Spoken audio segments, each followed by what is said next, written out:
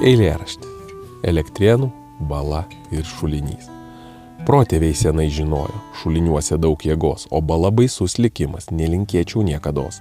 Kas valdovams atsitiko, kad bala tokia miela, kad pavirsi tų raguotų, nebaisi tokia dalia? Negyvensi amžinai, o darbai kita tema, melavai ir tarnavai tavo vieno, tai valia.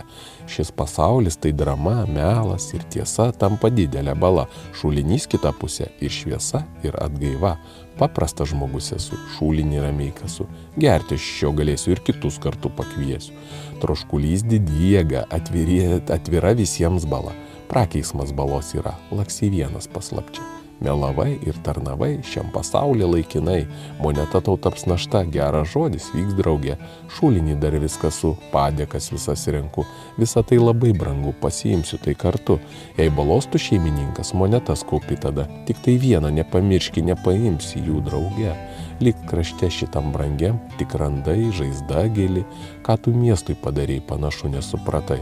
Šis pasaulis netvirtovė ir tikrai neamžinai, atėjai čia jų kaklas, nieko tu nesupratai.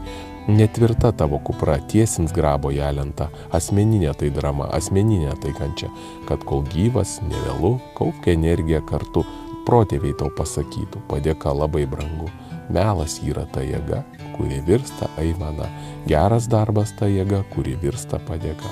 Protėvių balsai byloja, kaskim šulinį kartu ir mylėkim savo kraštą, be balų ir be melų.